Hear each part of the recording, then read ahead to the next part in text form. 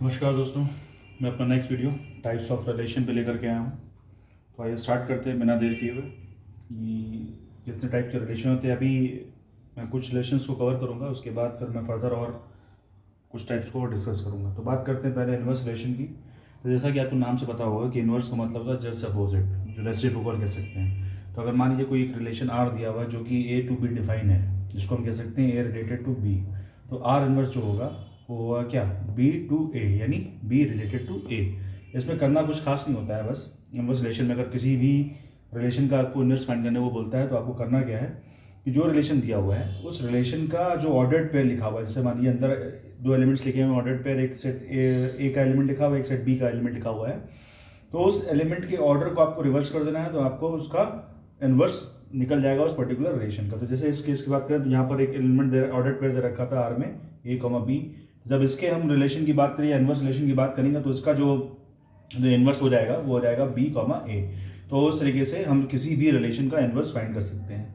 अब इसमें कुछ आपकी प्रॉपर्टीज़ हैं, उसको हम ध्यान रखेंगे। क्योंकि पता है आपको कि जब हम इसमें इस रिलेशन की बात हम करेंगे तो जो इसका डोमेन होगा वो ए होगा और इसका जो रेंज होगा वो बी होगा। जब इसको पलट देंगे तो क्या हो जाएगा, जो ए का डोमेन था वो अब बी का वो इन्वर्स में आर जो है वो रेंज बन जाएगा, और जो डोमेन था इधर का वो उसमें रेंज बन जाएगा। तो यहाँ पर देखिए कैसे समझा रहा है कि जो डोमेन था आर का पहले सेट में अगर होगा तो वो दूसरे सेट के लिए रेंज का काम करेगा, तो मतलब दूसरे उसमें इन्वर्स में वो रेंज हो जाएगा। और वही जो ओरिजिनल सेट में या ओरिजिनल रिलेशन में रेंज होगा वो इन्वर्स में डोमेन बन जाएगा। तो बस इसी को इस प्रॉपर्टी के थ्रू आप क्लियर भी कर सकते हैं, चेक भी कर सकते हैं कि वेरीफाई हो रही है कि नहीं हो रही है। अब बात करते हैं नेक्स्ट रिलेशन की, टाइप्स ऑफ रिलेशन की। जो हमारा आइडेंटिटी रिलेशन है, आइडेंटिटी मतलब सेल्फ से रिलेशन जो होगा, सेल्फ सेट से जो रिलेशन होगा उसी को हम आइडेंटिटी रिलेशन बोलते हैं। जैसे मान लीजिए यहाँ पर लिखा, उसको डिनोट करते हैं हम आई ए से। कोई रिलेशन दिया हुआ है जो कि किसी सेट ए पे डिफाइन है, तो उसका जो आइडेंटिटी रिलेशन होगा वो क्या होगा, एक्स कॉमा एक्स, मतलब सेल्फ से रिलेशन जो भी होगा, और एक्स जो होगा वो ए को बिलोंग करेगा। एग्जाम्पल के तौर पर मान लिया हमने कि हमारे पास एक सेट दे रखा है 1, 2। अब इसका जो आइडेंटिटी रिलेशन होगा वो क्या होगा, 1, 1, 2, 2। तो ये हमारा आइडेंटिटी रिलेशन होगा, मतलब सेल्फ से जो रिलेशन होगा उसको हम आइडेंटिटी रिलेशन होंगे, उसमें कोई फर्दर एलिमेंट नहीं होगा। ठीक है। अब रिफ्लेक्सिव भी हमारा कुछ आइडेंटिटी के भी प्रकार का है, मगर क्वेश्चन में आपको रिफ्लेक्सिव रिलेशन के बारे में ज़्यादा पूछा जाता है। तो रिफ्लेक्सिव रिलेशन को डिफाइन करते हैं और क्या बताते हैं आपको कि जैसे मान लीजिए अगर आपके पास सेट में आइडेंटिटी में सिर्फ और सिर्फ जो है आपका यही होगा, इसके अलावा फर्दर रिलेशन और नहीं होगा, उसमें फर्दर ऑर्डर्ड पेयर नहीं होंगे। बट रिफ्लेक्सिव में क्या होता है कि फर्दर ऑर्डर्ड पेयर भी आ सकते हैं, तब भी वो रिफ्लेक्सिव कहलाएगा। ये डिफरेंस है आइडेंटिटी और रिफ्लेक्सिव में। तो चलिए बात करते हैं रिफ्लेक्सिव डेफिनेशन की।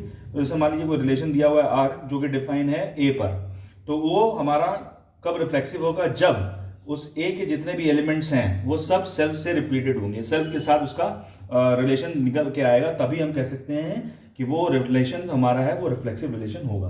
अब डेफिनेशन पढ़ते हैं कि क्या कह रहा है कि इफ ए रिलेटेड टू ए, यानी उसके जो एलिमेंट्स हैं सेट ए के, वो अगर खुद से रिलेटेड है हर एक वैल्यू जो ए में दे रखी हर एक वैल्यू उसके लिए, तब हम ए को क्या बोलेंगे, इस तरीके से अगर लिखा हो तो हम ए को क्या बोलेंगे, रिफ्लेक्सिव बोलेंगे ए को। ठीक है, यानी रिलेशन को, उस रिलेशन को हम रिफ्लेक्सिव बोलेंगे। अब इसमें क्या है कि हर, जिसे आपको देखा कि ये जो मैथमेटिकली मैंने लिखा हुआ है इसको कैसे डिफाइन कर रहे हैं, तो उसको हम बता रहे हैं कि मैथमेटिकली जो डिफाइन किया उसको क्या मतलब है उसका, कि जो भी एलिमेंट ए का लिखा हुआ है वो सब किस में होना चाहिए, अपने आप से रिलेटेड होना चाहिए, वो आर में डिफाइन हो। एग्जाम्पल के तौर पर जैसे मान लीजिए हमने यहाँ पर एक R1 रिलेशन दे रखा है जहाँ पर लिखा हुआ है 1, 1, 1, 2, 2, 2, 3, 3, 3।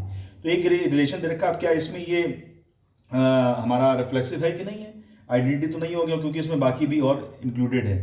आइडेंटिटी तब होगा जब सिर्फ और सिर्फ सेल्फ रिलेटेड प्रोडक्ट एलिमेंट ही होंगे, तभी उसको आइडेंटिटी बोलेंगे। मगर रिफ्लेक्सिव हो सकता है कैसे, क्योंकि आपको यहाँ दिख रहा है यहाँ 1, 1 भी है, 2, 2 भी है और 3, 3 भी है, मतलब इनके साथ और भी आ सकते हैं, इसमें कोई परहेज नहीं है। तो ये हमारा क्या कहलाएगा, रिफ्लेक्सिव। मतलब किसी भी रिलेशन को रिफ्लेक्सिव होने के लिए जरूरी क्या है कि जितने एलिमेंट्स उसमें लिखे हैं, जैसे मान लीजिए अगर यहाँ 4 भी होता तो हम यहाँ पर 4, 4 भी लिखते। तो जितने भी एलिमेंट्स ए में लिखे हैं वो हर एलिमेंट्स का सेल्फ के साथ प्रोडक्ट, सेल्फ के साथ ऑर्डर पेयर जनरेट होना चाहिए, तभी उस रिलेशन को क्या कहेंगे, रिफ्लेक्सिव रिलेशन कहेंगे।